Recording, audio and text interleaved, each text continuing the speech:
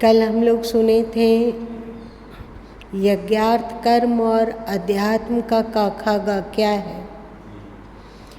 तो एक बात हम लोगों को हमेशा याद रखना चाहिए, सदगुरु कबीर साहब ने भी 40वें शब्द में इसकी चर्चा करी है कि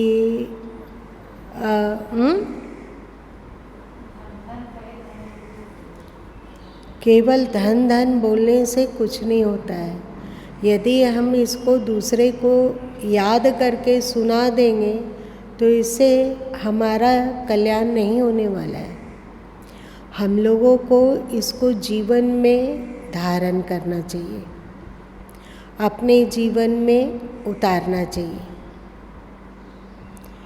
क्या हम लोग कटिबद्ध रहते हैं कि जो आसुरी वृत्तियां हैं उसे हम अपने दिल दिमाग से, अपने संस्कारों से, अपने मन से उसे खदेड़ भगाएं?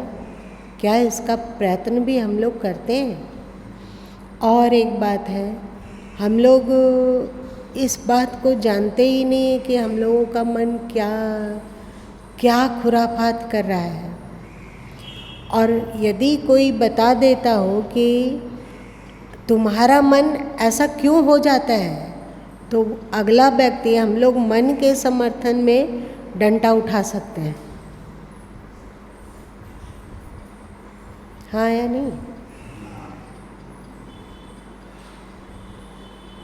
और एक बात है कि हम लोग को पता ही नहीं चलता है कि हमारे मन में क्या चल रहा है, सही ना?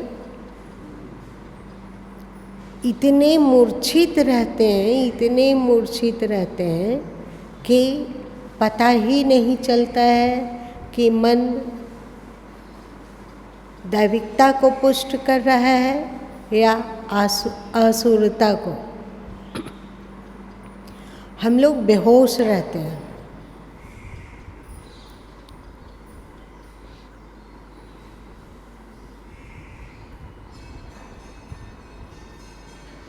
और कई बार चर्चा की जा चुकी है कि हम लोगों को होश सघन बनाना चाहिए। इसके लिए महात्मा बुद्ध ने बहुत सिस्टमेटिक तरीके से कहा कि होश कैसे रखा जाए। जैसे उन्होंने प्रथम कहा कायानुपस्सना,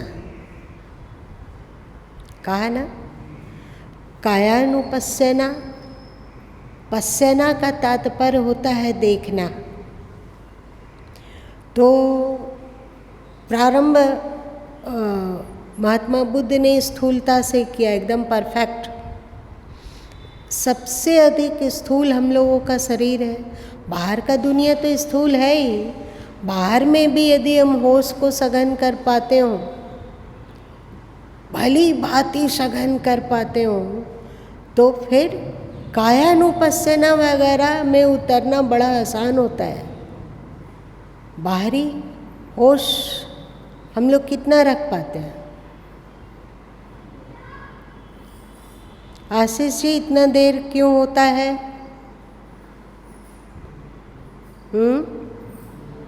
क्या? अब तो छुट्टी का समय हो गया है तेरा सचिन जी।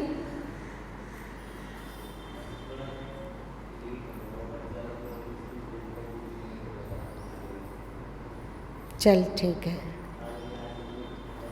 इसके द्वारा क्या हो रहा है कि हम लोगों का संस्कार भी परफेक्ट बन रहा है। सही समय में उठना, सही समय में स्नान आदि करके तैयार हो जाना, सही समय में आना, है कि नहीं? खैर, जब हम लोग, उन्होंने पहले कहा कायानुपस्सना मतलब शरीर पर ध्यान देना, शरीर की अनुभूतियों पर गौर करना। आप यदि पंखा के नीचे बैठे हैं तो ये पंखा की हवा आपके शरीर में सबसे ज़्यादा कहाँ लग रही है? ठीक से देखिए। और यदि उस जगह पर ज़्यादा हवा लग रही है तो वो उड़ भी रहा होगा वहाँ का, चाहे रोम हो चाहे बाल हो। कपड़े भी थोड़े थोड़े हिल रहे होंगे, और कपड़े हिल रहे होंगे तो उसका एक अलग स्पर्श होगा, एक अलग अनुभूति होगी। देखिए,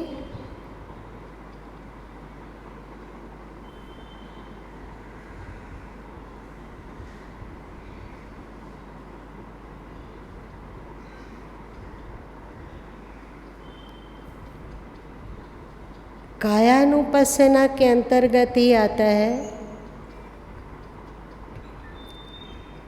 श्वासों को देखना।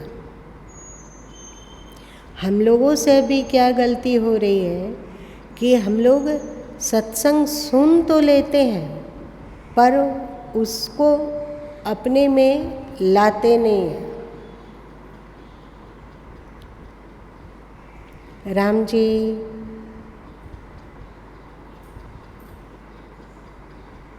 गलत। होश रखिए,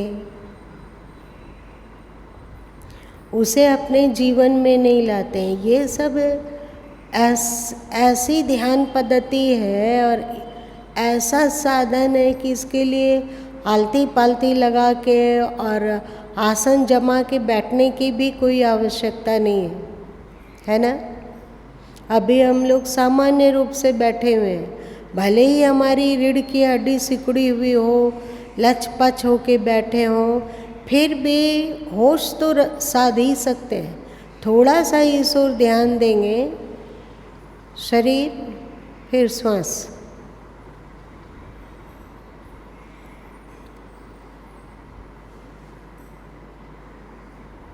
कोई व्याख्या नहीं करना है कि श्वास हम ले रहे हैं, श्वास छोड़ रहे हैं, लंबी श्वास आ रही है, लंबा श्वास छोड़ रहे हैं, कोई व्याख्या नहीं। उथली श्वास है कि धीमी श्वास है, कोई व्याख्या नहीं, बस देख रहे हैं। ईश्वर की क्वालिटी यही है ना। वो क्या करता है, उनका रीति क्या है, वो दृष्टा है कि नहीं, देखता है, प्रतिक्रिया कुछ नहीं करता है। रित के अनुसार आप जो कर रहे हो, जो सोच रहे हो, जो बोल रहे हो, उसके अनुसार आपको फल मिलेगा, पर वो कुछ नहीं कर रहा है। उसे अक्रिय कहते हैं। वो केवल साक्षी है, केवल चेतनता दे रहा है, पर आप जो करो, जैसे यहाँ लाइट जल रही है, उस लाइट के नीचे आप चाहे नाचो या गाओ या गीता पढ़ो या सत्संग सुनो या कोई नॉवेल पढ़ो अथवा कोई गलत हरकत करो, उससे इस लाइट को कुछ लेना देना है क्या? कुछ भी नहीं। वो अपना है, उसका काम है प्रकाशना। वह व्याख्या नहीं कर रहा है। आप जानो और आपका काम जाने, आपकी सोच जाने, आपका बोल जाने कि आप क्या कर रहे हैं, तदनुरूप उसका आपको फल मिलते रहेगा।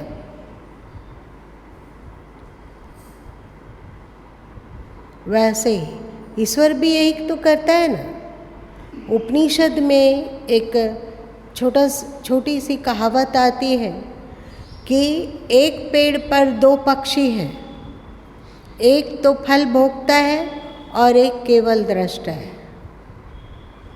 आप लोग सुने हो ना। इसका मतलब हुआ कि हम लोगों के हृदय में अस्तित्व दो विभाग में है।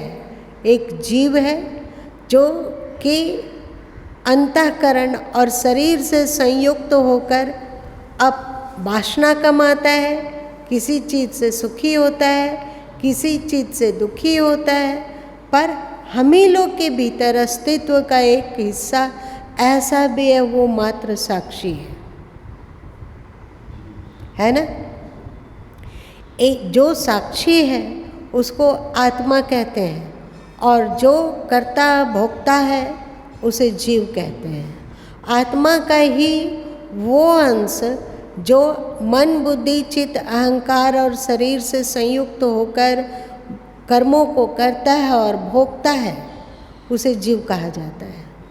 और जीव का ही जो हिस्सा अक्रिय है, मात्र साक्षी है, उसे आत्मा कहते हैं।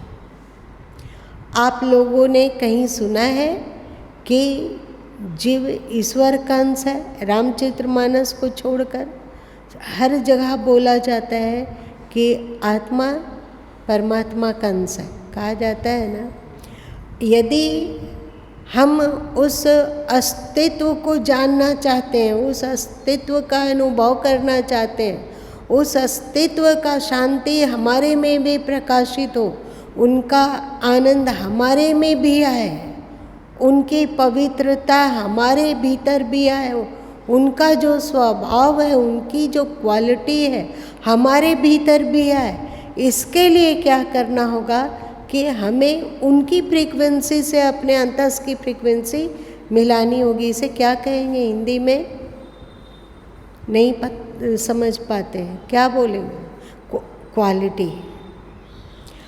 जब हमारी और उनकी क्वालिटी एक होगी,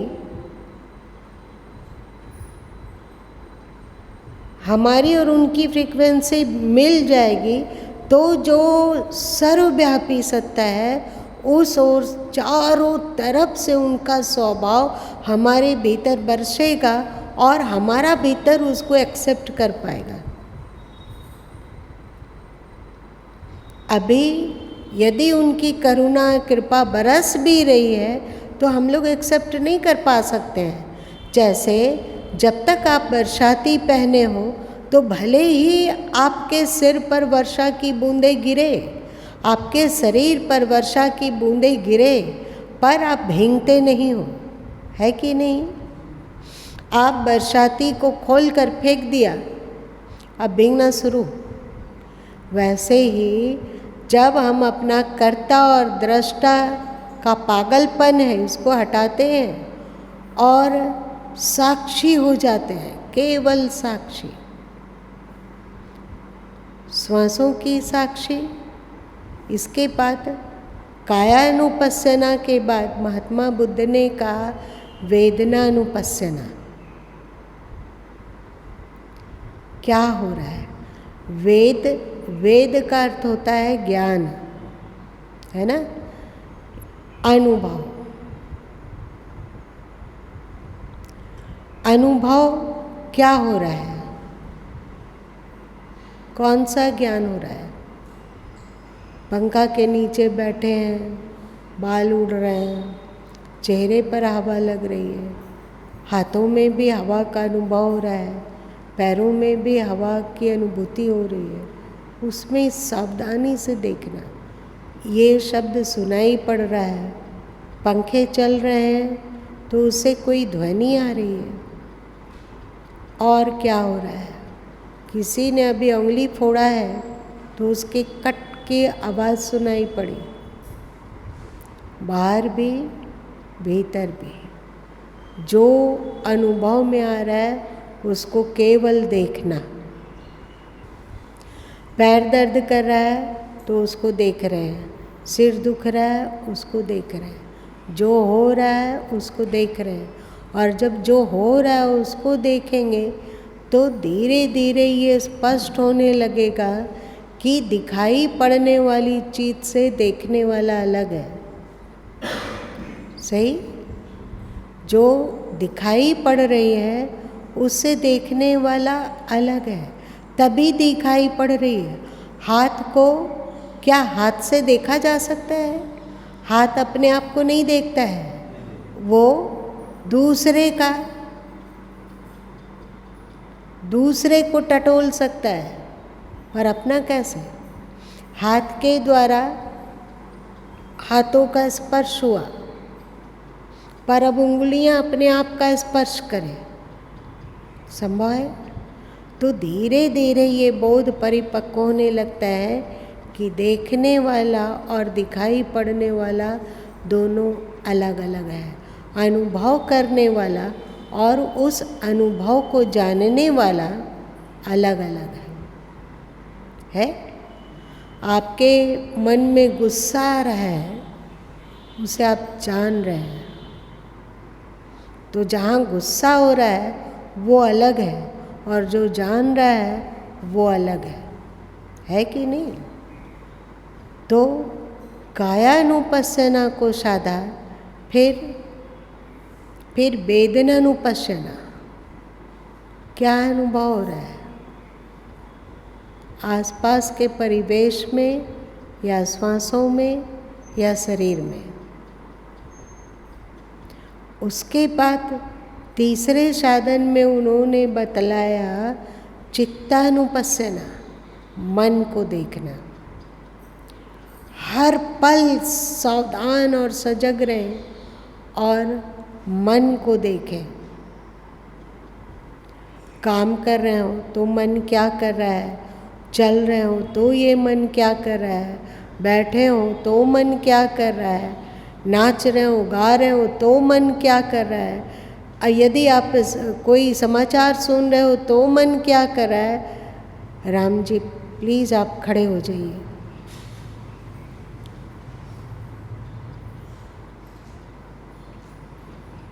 ये तो आप लोग का स्वभाव नहीं है। चलिए, तो मन को सूक्ष्माति सूक्ष्म रूप से देखना कि उसमें बाल इतना भी संकल्प उठता हो तो उसको हम जाने। अंत में उन्होंने कहा धम्मानुपस्सना, धर्म को जाने, रित को जाने, अस्तित्व को जाने। जो हम लोगों के बाहर है, जो हम लोगों के भीतर अस्तित्व है, जो साक्षी है, जो दृष्टा है, जो जाननहार है, वो अस्तित्व क्या है, कैसा है, उसको देखना।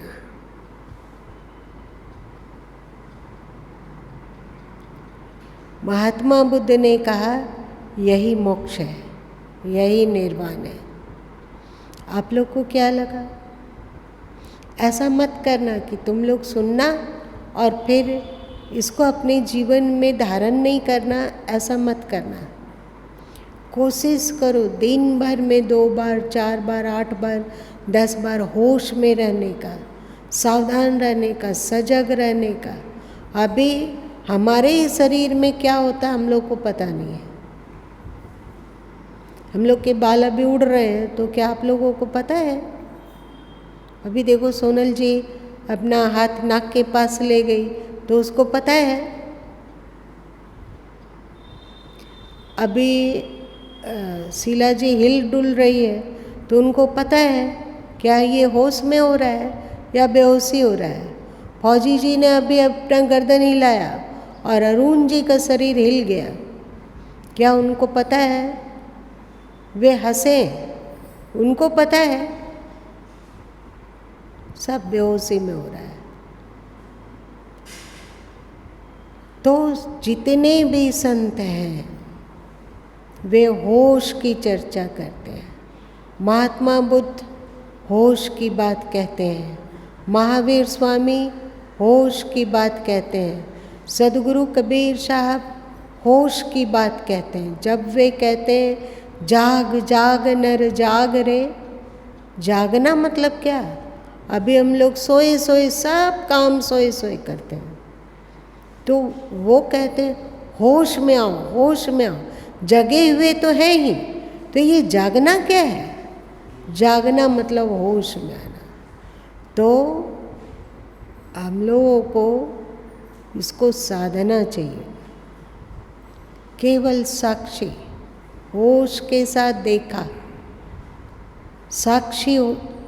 साक्षित्व को पुष्ट करते करते अस्तित्व की क्वालिटी की जो हम पर वर्षा होती है, जिसका कि हम अनुभव नहीं कर पाते हैं, वो अस्तित्व की क्वालिटी को हम लोग एक्सेप्ट कर पाएंगे। फिर हम लोगों के जीवन में राग, द्वेष, आसक्ति, मोह अथवा काम, क्रोध कुछ भी नहीं होगा और हमारा जीवन लाजवाब होगा, शांत, प्रसन्न, प्रमुदित। प्रारब्ध के अनुसार शरीर सुख और दुख भोगेगा, प्रारब्ध है ये।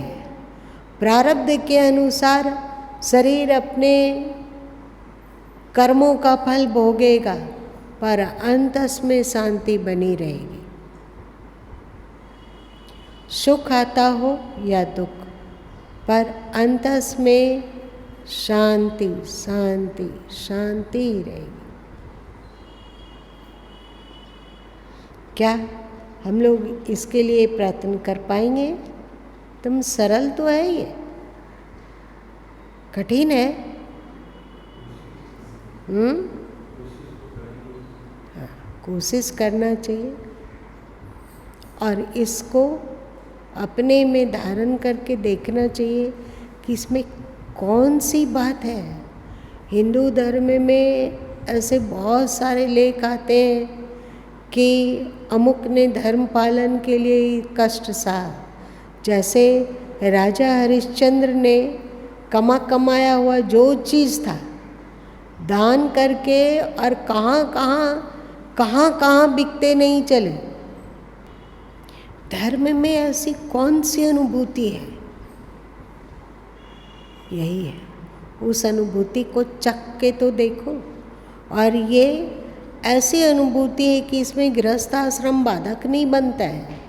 ऐसा नहीं है कि आप व्यापार कर रहे हो तो व्यापार बाधक हो जाएगा, ऐसा नहीं है। आप यदि जॉब कर रहे हो तो जॉब इसमें बाधक नहीं है। बाधक है आपकी बेहोशी, और इस साधन के द्वारा बेहोशी हटती है। ठीक है, आज इतना ही रहने दो।